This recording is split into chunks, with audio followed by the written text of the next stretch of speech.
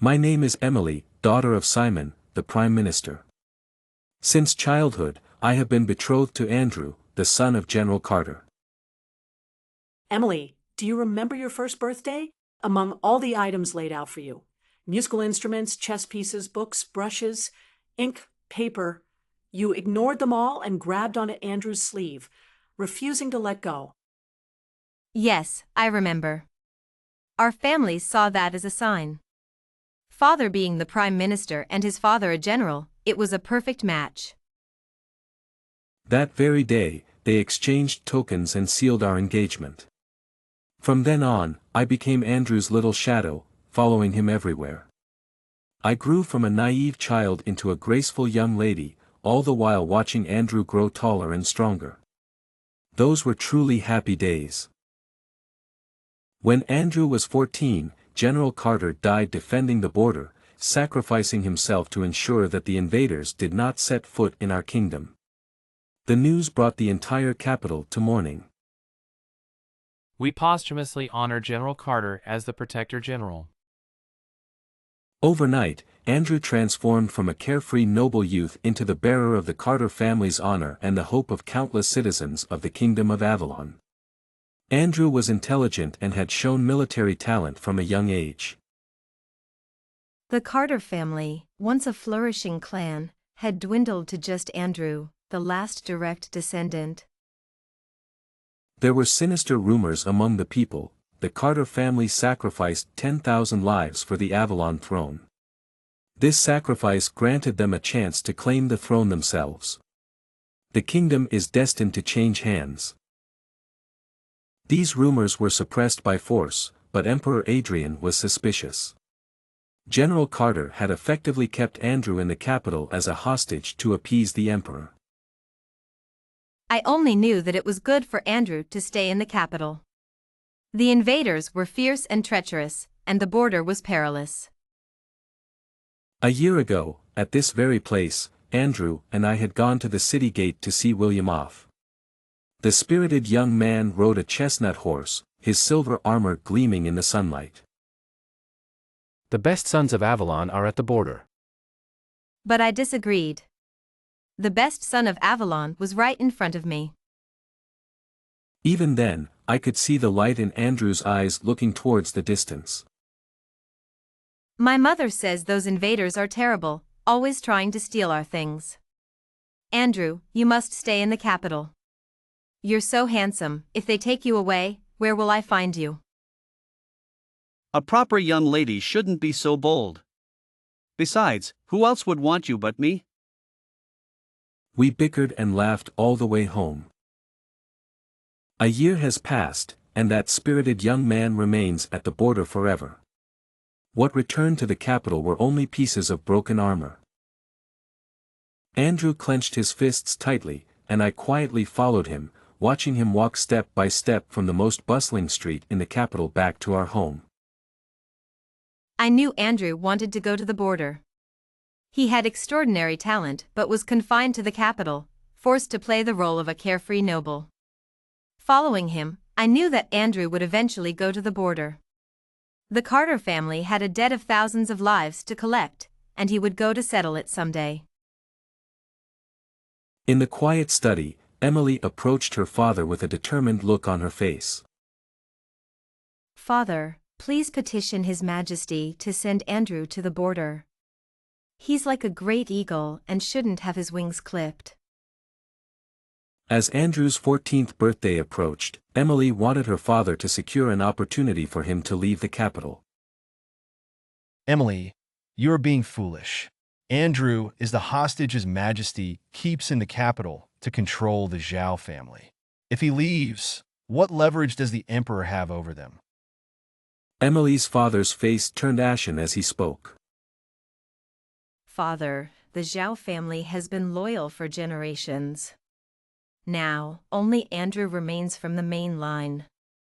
A century-old family has dwindled to this, and yet they still cannot prove their loyalty? Without the Zhao family, the kingdom of Avalon would have fallen long ago. Her father threw his teacup heavily at her feet, the splashing tea soaking her dress. Nonsense. As subjects, it is our duty to share the emperor's burdens. The Zhao family harbored ill intentions, which is why His Majesty is wary.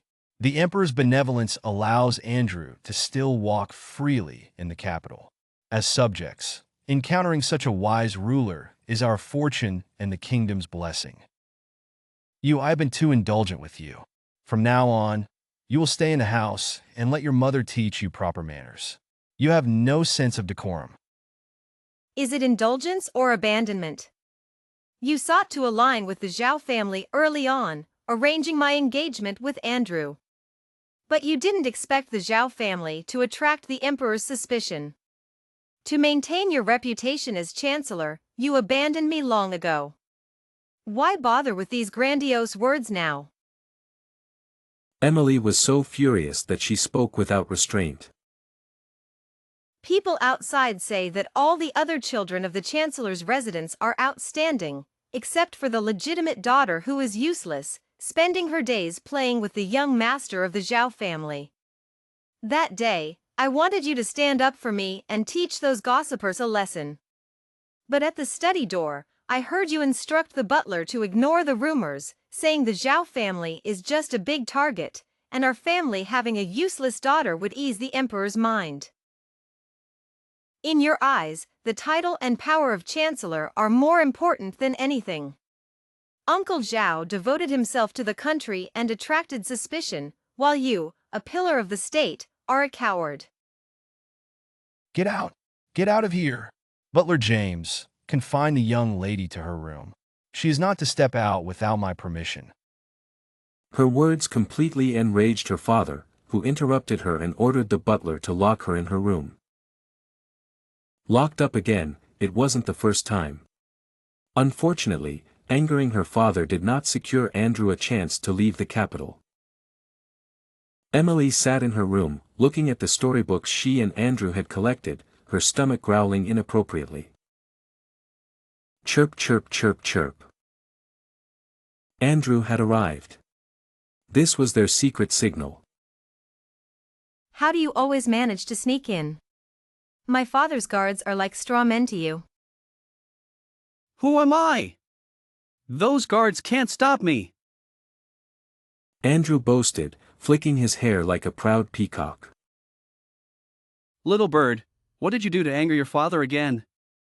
I waited for you all afternoon at the perfume pavilion. I knew you were locked up again. The limited edition secret fruitcakes were so delicious, I almost swallowed my tongue. Someone missed out. Hurry up and give me the goodies. I'm starving. My stingy father ordered the butler not to send me any food, making me reflect on my actions with an empty stomach.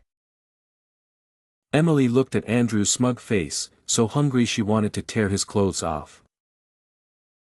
Here, here, here. I brought you the fruit cakes. Don't starve my little bird. You're already so skinny, if you get any thinner, you'll become like Emily. And you talk about leaving the capital to rob the rich and help the poor. By then, you'll need to be carried in a sedan chair. Andrew, you, such a good guy, why do you have such a mouth? Emily was confined to her room every day, flipping through the storybooks until they were almost worn out. When she was finally released, it was Andrew's birthday and the day General Carter returned to the capital, posthumously honored as the Protector General. This great hero who protected the kingdom of Avalon for decades finally stayed in the borderlands he cherished, his great sword planted in the land he guarded for so many years.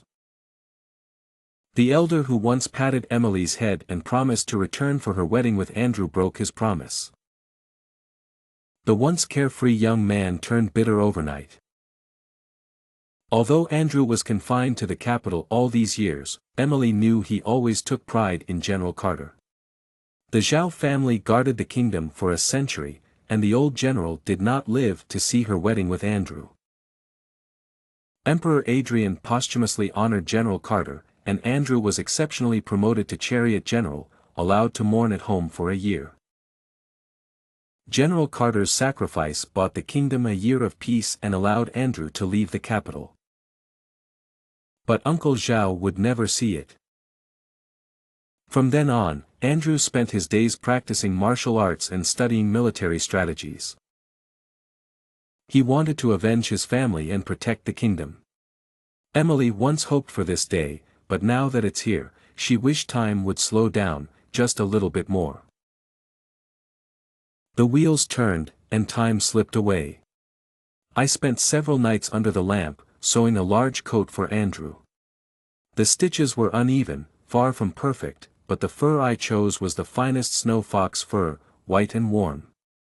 I had to dismantle 3 of my cloaks to make this coat, so that Andrew could endure the harsh cold at the border with a bit more comfort. Andrew, I've made this coat for you. It's not perfect, but it'll keep you warm. Emily, thank you. This means more to me than you know. When Andrew was about to depart for the border, I stubbornly refused to see him off at the city gate.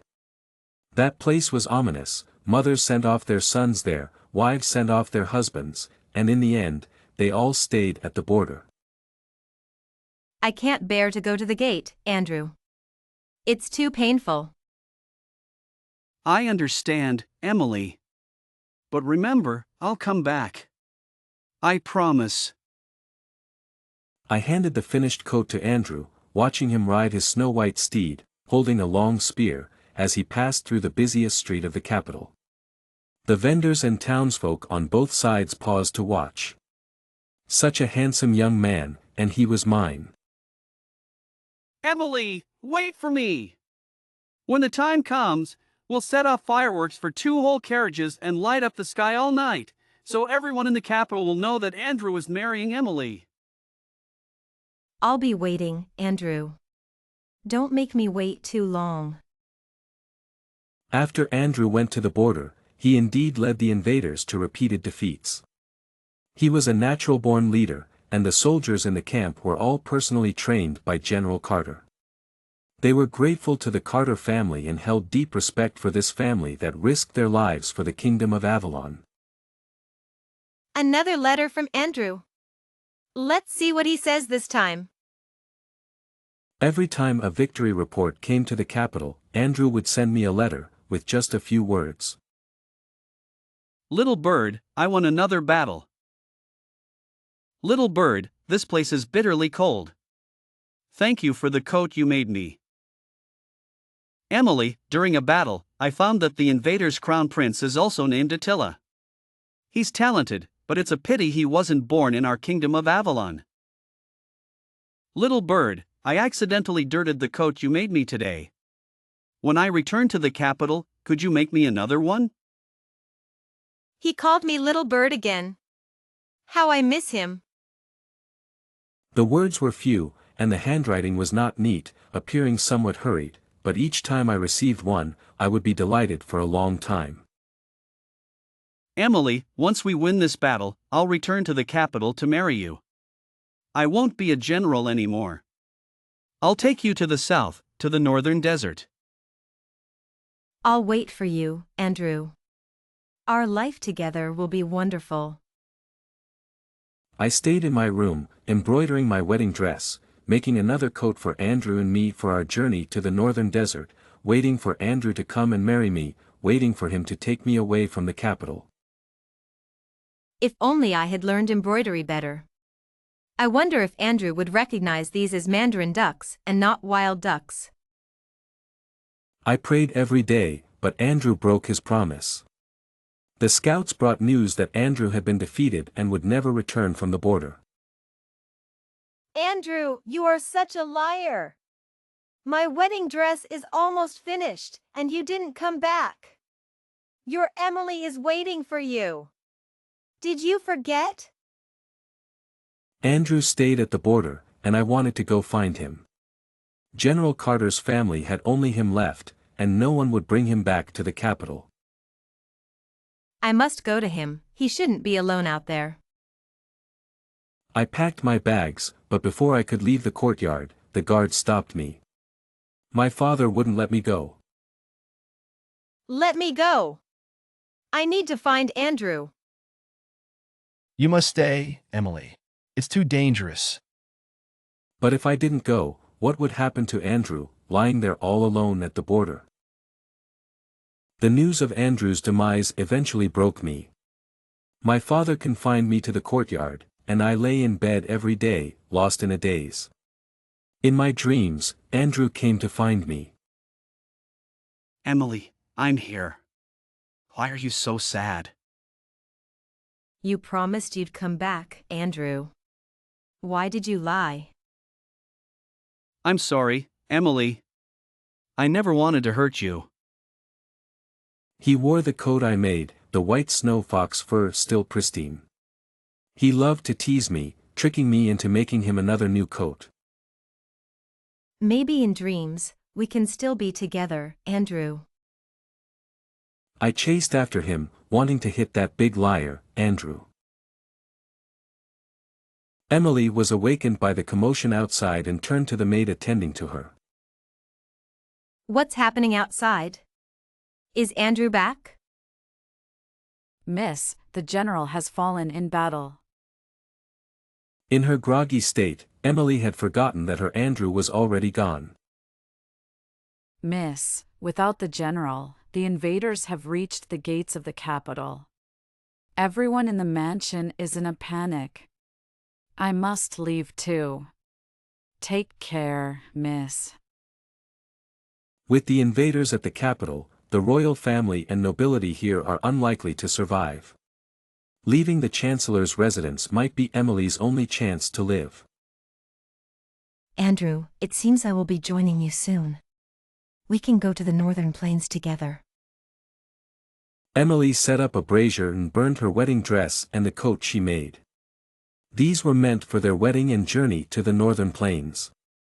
She also burned the storybooks, the recipe for her favorite fruit cake, the jade cream she prepared for Andrew, and the ruby jewelry Andrew prepared for her to wear at their wedding. She closed the windows and doors, lay on the bed, and waited for Andrew to come for her. Emily. Is it Andrew coming for me? Why isn't he calling me his little bird? Emily opened her eyes again and saw her younger sister Lily, her eyes red from crying. Father, sister is awake, sister is awake. Lily's cries pulled Emily back to reality. So, she didn't succeed. Why save me? Attila's forces will occupy the capital in 3 days. Death is inevitable, and I want to join Andrew sooner. Emily, how could you do something so foolish? Father, I miss Andrew. Emily, Andrew sacrificed himself for the people of the kingdom of Avalon. He was a good man. Now that he's gone, there are still people he cared about in this capital. We must hold on for Andrew. Her usually timid father spoke with such conviction. But without Andrew, how can they defend this capital?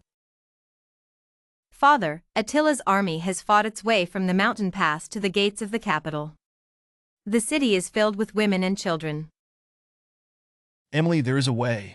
Now there is a way. The Khan King has sent word that if you go, he will spare us. Emily. Her father wept, desperate to live. Emily always thought he was cowardly, but now she saw he feared death even more. Stop crying. I'll go. Andrew, if I go, will more people remember you? Remember you buying fruit cake at the perfume pavilion, remember you riding past on your horse, remember you heading to battle with your spear and majestic steed? The eunuch, excessively obsequious, spoke to the general with a deep bow. General, please inform the Khan King that the daughter of the Simon family has been brought. I had no idea why Attila specifically wanted me. Andrew was gone, and all that was left of Emily was an empty shell. Our Khan King has decreed that only the daughter of the Simon family is to remain. The nomads, accustomed to harsh living conditions, even had rough voices. On my way to this military camp, I had already resolved to end my life, clutching a sharp knife tightly in my hand. Rather than face humiliation, I would prefer a swift end. But seeing the common folk kneeling on either side of the path, I wavered. They had sent their sons and husbands to defend the kingdom of Avalon, and now that their sons and husbands were gone, who would protect them? When they bowed to me, I was momentarily confused. Could I save them? As the eunuch helped me out of the sedan chair, I discreetly handed him the sharp knife. Take this. His face turned even paler in an instant, and with trembling hands, he hid the knife in his sleeve and left with his entourage. As I approached, I was determined to confront Attila and put an end to it all. Even if I can't defeat him, I could at least wound him, make him bleed. Then, when I meet Andrew, I could proudly say I avenged him. But if my survival could save tens of thousands in the capital, it seemed worth the sacrifice. Andrew would surely praise me. Just beyond a wall, there was singing and dancing outside the capital, while inside, everyone was tense. Attila and his soldiers were celebrating outside their main tent. A woman from the kingdom of Avalon, captured from somewhere, played the harp. Her gentle music contrasted comically with the rough men around her. Khan King, the woman from the Chui family has been brought. The man at the head of the table put down his wine cup and raised his hand, silencing the surroundings. I could see his face clearly now, so different from Andrew's. Andrew was like the moon in the sky, talented and elegant. But he was like a wolf on the prairie, with sharp, cunning, and ruthless eyes. Bring the woman from the Chui family forward. That Andrew is a tough one, costing us many brothers. Let's see if his fiancée is just as tough. Khan King, how about giving this woman to me? Andrew took my brother from me. We who people always repay our debts. I thought these who barbarians had some skills. Turns out they were just a bunch of brutes. The man sitting high up raised his hand, signaling his men to bring a zither and have me play a tune for their entertainment. In the past, Andrew would coax me into playing the zither for him. Once, I broke 2 strings in a single tune. I never knew if Andrew felt sorry for me or for the zither, but he never asked me to play again. I played a tune, though it was far from perfect. At least the strings remained intact. A woman from the kingdom of Avalon in the corner clutched her harp tightly, staring blankly. They say the women of the kingdom of Avalon are skilled in both arts and talents. Seems like a lie. It's not a lie. In the entire capital, I was the only one who was inept at music and painting. Humph, she really is tough. That day, I was left in Attila's tent. I wonder if Andrew's woman is as tough as they say. The officers below him jeered. Once I've had my way, I'll let you all have a turn too. You deserve a reward for your service. The atmosphere grew lively again. As a young girl, I had secretly imagined my wedding night with Andrew. It turns out, reality is nothing like the stories. The next day, a foreign woman came into the tent to clean up. I was already on the brink of collapse, barely conscious, and I vaguely heard her sigh. Ah, fate. How laughable. These people never cared for rituals or spirits, so what did they know of fate? I stayed in Attila's tent for 3 days, enduring humiliation for 3 days. My body was covered in bruises, and my mind was in a haze. My lips were bitten and bleeding, the metallic taste giving me a moment of clarity. Throughout it all, I never made a sound. As Andrew's fiancée, I had to be strong. I was already tainted and couldn't bring any more disgrace to Andrew. A real tough one. Ulysses, clean her up. We're heading into the city. You better stay alive, or I'll harm everyone in the capital. Attila gripped my chin and instructed the foreign woman beside him. Ulysses brought hot water, washed my body, and dressed me in luxurious foreign attire. These people hated the Zhao family and Andrew. But they forgot that the Zhao family and Andrew were only protecting their homeland. It was they who broke the rules first. The procession marched grandly into the city, and Emperor Adrian, along with his civil and military officials, greeted them at the city gate as if welcoming victorious heroes. The emperor was suspicious, and the officials were hypocritical. How could a century-old dynasty be defended by the Zhao family alone? Now, with thousands of the Zhao family dead, the country had changed hands. Khan King, we, along with the civil and military officials, welcome you to the capital. Emperor Adrian presented the jade seal and knelt to offer his country to Attila. My father knelt behind him, bowing with his head touching the stone. Andrew, it's just as well you stayed at the border, you shouldn't see this. The backbone of the kingdom of Avalon belonged to the Zhao family and the soldiers at the border. At that moment, I almost wished Attila would raise his arrow and shoot these cowardly, sycophantic people. Take the jade seal and bring them all into the palace for rewards. And remember, do not harm the citizens. Attila took the jade seal and ordered his men. Andrew, Emily has also become a hero. The grand hall was filled with tension as the rewards and honors were bestowed upon the leaders of the nomadic tribes. The officials of the kingdom of Avalon knelt alongside Emperor Adrian. One wonders if they felt any fleeting regret in their hearts. Some positions will be filled by my people, but many of you will retain your posts. My father, Simon, could no longer serve as the chancellor, but he was merely confined to his residence. The deposed Emperor Adrian was given the title of a prince but was imprisoned within the palace. Andrew's fiancée, you will be given a place to stay within the palace. Isn't it laughable? Attila did not have many concubines, which makes sense, he was too busy seizing others' possessions to bother with such matters. I was confined in the palace, watched over by a nomad named Ulysses. Ulysses was a man of few words, silently entering to clean up the day after Attila stayed over, never speaking a word otherwise.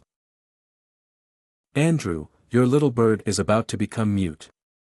Come and get me soon. The lotus buds have started to sprout, and time keeps turning in circles. The common folk do not care whether this land is ruled by the Song or Attila. For them, as long as there is no war, it is good enough. The blessing of having children and grandchildren around is not something everyone can enjoy. Ulysses, following Attila's orders, was not strict in his watch over me. Occasionally, he allowed me some leisure time to go out for a walk. You may go out for a walk today, but stay within the palace grounds. And so, I wandered, hoping for a miracle, hoping Andrew would come for me. Serious one day, hidden in the bushes, I overheard a hushed conversation between two eunuchs. We were both altered during Emperor Adrian's reign, but when Attila took control, he abolished that decree.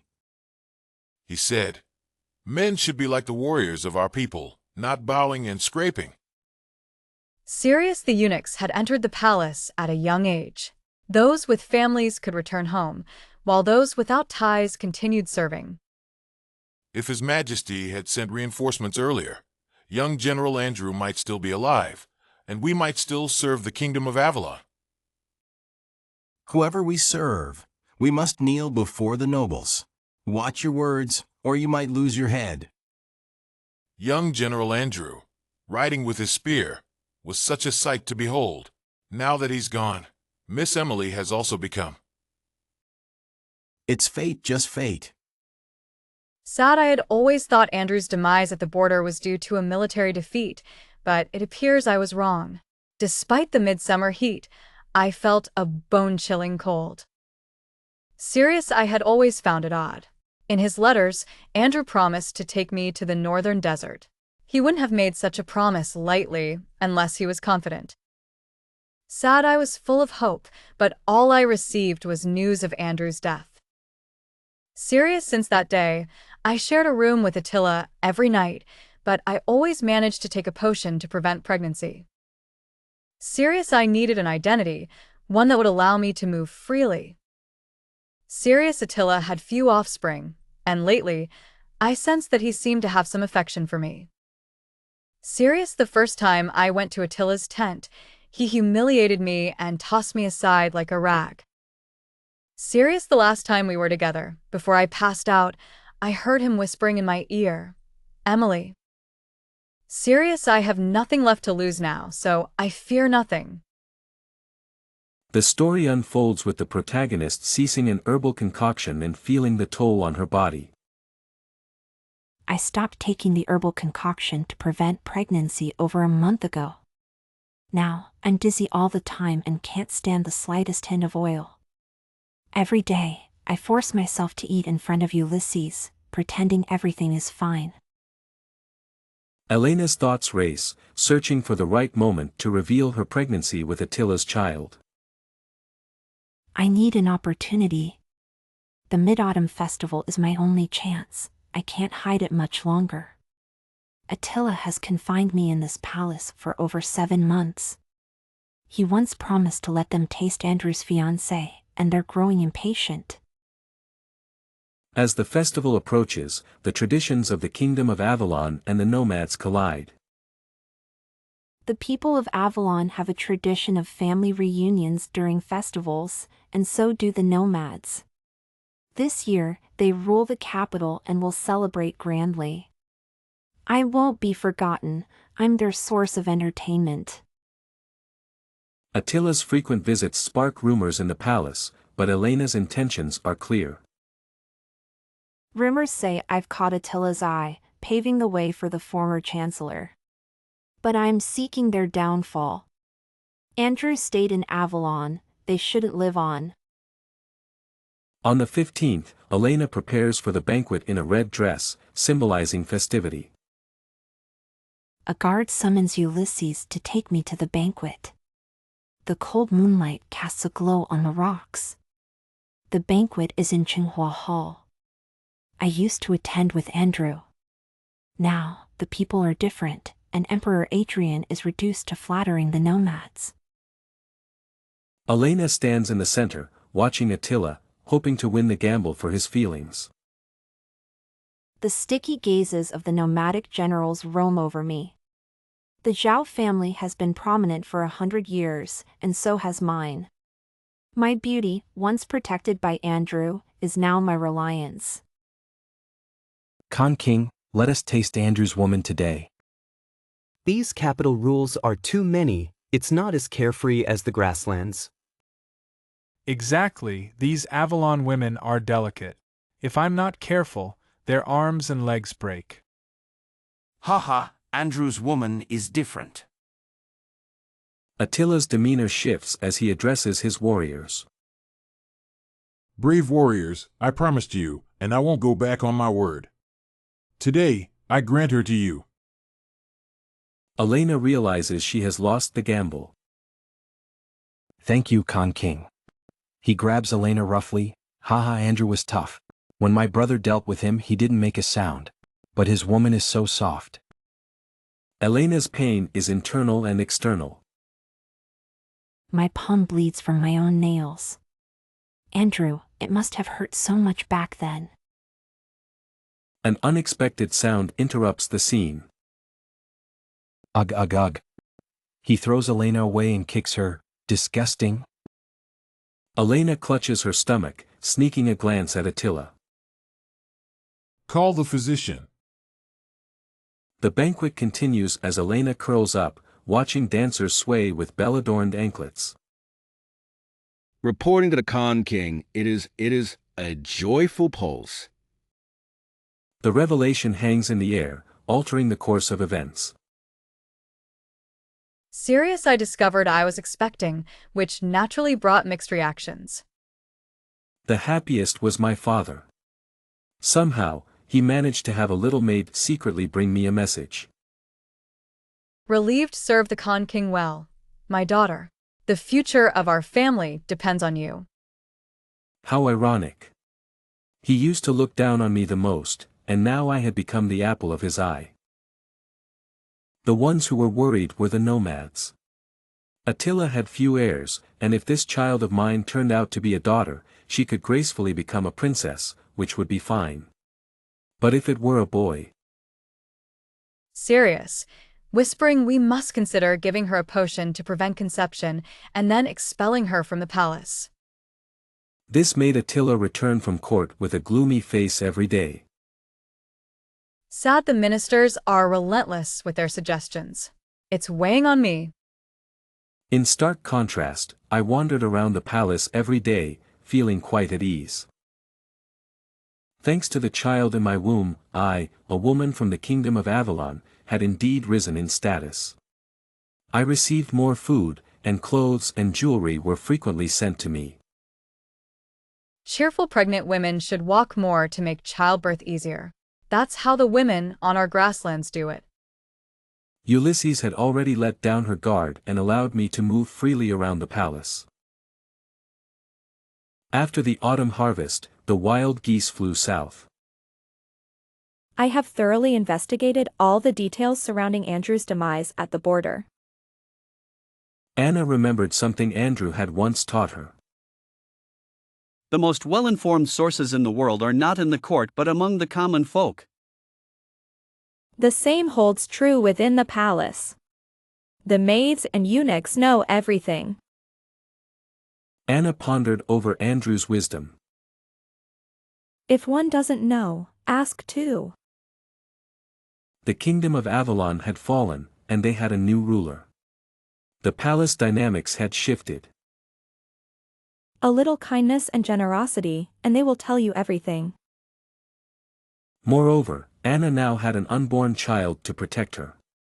The rise and fall of fortunes in the palace were common occurrences. Other nobles are all from different tribes, and there is always a thorn in the hearts of the Avalonians and the tribesmen, but I am different. There were those who sought to curry favor and those who gambled with their lives. Piecing together the story, the truth gradually surfaced.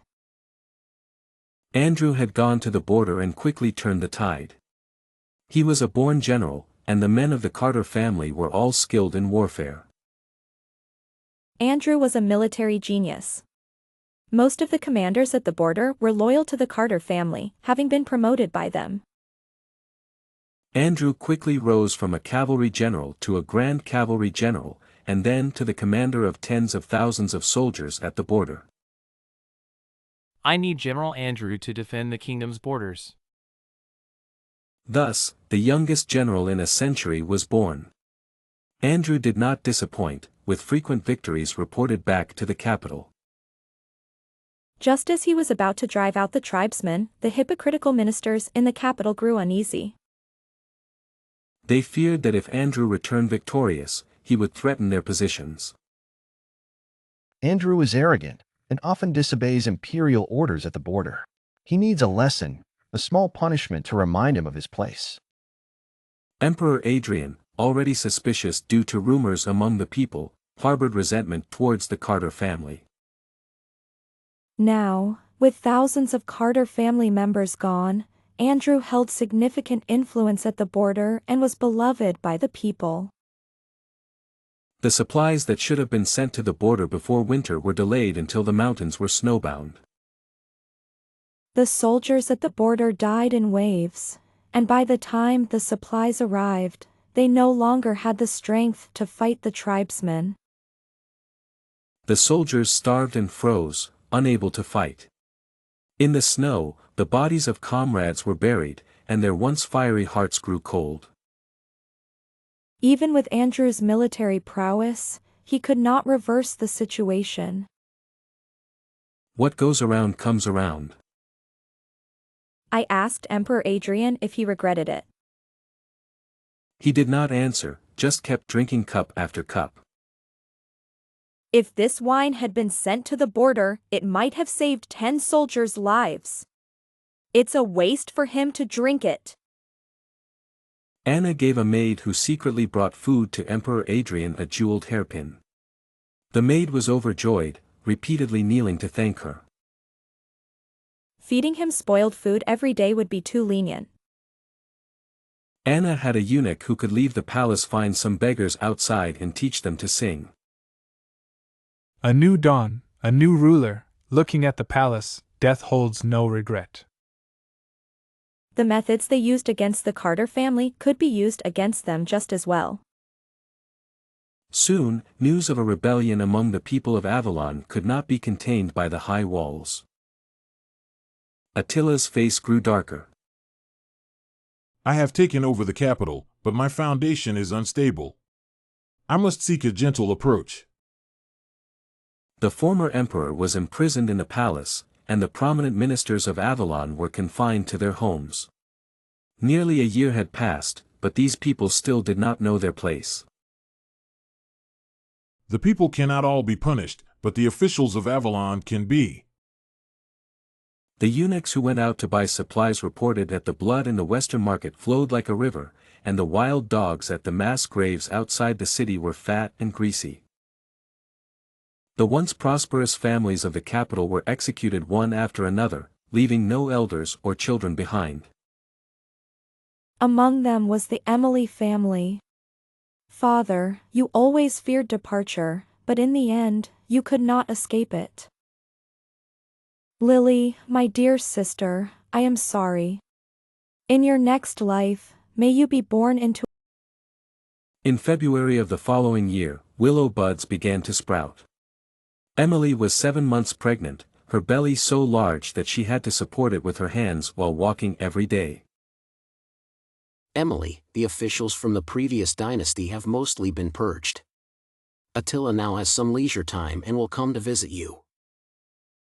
More palace maids and eunuchs started to curry favor with Emily. Emperor Adrian had fallen ill from eating spoiled food and, coupled with the lack of heating during the winter, had developed a severe illness. He was in constant pain, even banging his head against the wall to alleviate it. The emperor probably doesn't have much time left. Even in such a state, he clung to life. The people of the kingdom of Avalon truly feared death. Ulysses, after the spring rain, I want to take a walk on the city wall to see the capital. Attila was overjoyed when he heard this and said he would accompany her after court. Emily, I'll join you after court. It will be good for you. Emily changed into a new outfit and happily ascended the city wall with Attila. Just like before, the house still stood there, but the people were gone. That beautiful house belonged to the Zhao family, Andrew's home. Now, I don't know who lives there. In front of Attila, Emily jumped off the city wall. Andrew, I have come to find you. You told me to wait for you for 3 years. Since you didn't come, Emily can only come to find you. Attila, the son of the Khan king of the grasslands, had great expectations placed upon him from birth. He was destined to lead the entire grassland out of its harsh land. Later, I led my tribe to capture the Emperor of Avalon and rose to power. My father often said that conquering a city is easy, but conquering its people is hard. So I found an excuse and gave them a chance to live through Emily.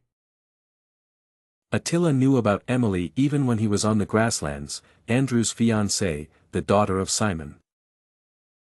Speaking of Andrew, he was truly a genius. Our barbarian forces were unstoppable, and it seemed we would conquer Avalon in no time.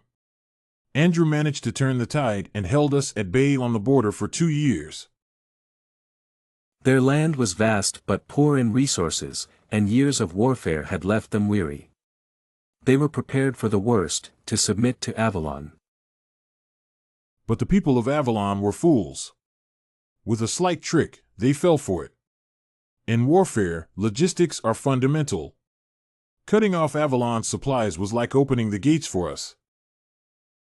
Andrew died a tragic death, standing with his spear, facing the direction of Avalon's capital, refusing to fall. I ordered him to be buried here. Our people hated him, Too many of our warriors had died at his hands. But we had to admit, he was a hero. The women of Avalon were known for their resilience. Attila thought Emily wouldn't survive 3 days. Unexpectedly, she was as tenacious as the grass on our plains. Later, I kept her in the palace. From the royal family to the commoners in the capital, I didn't touch anyone. We had just settled in the capital, our foundation was unstable. Let these pests live a few more days. Later, Attila discovered Emily was investigating them. These people shouldn't have been alive in the first place. But there were too many, and eliminating them all would be unjustifiable and might harm public sentiment. I secretly supported her through my subordinates. Soon, rumors spread throughout the capital that the officials of Avalon were planning a rebellion. Ha, those useless drunkards. Whether it was true or not didn't matter, they all had to go. I eliminated them all, leaving the Cui family for last. I thought she would plead with me, but she didn't. Emily continued to wander around the palace, seemingly full of energy every day. She was carrying my child. I thought it would be beautiful, as she was a beauty. This was good too. As long as she behaved, I could protect her for a lifetime.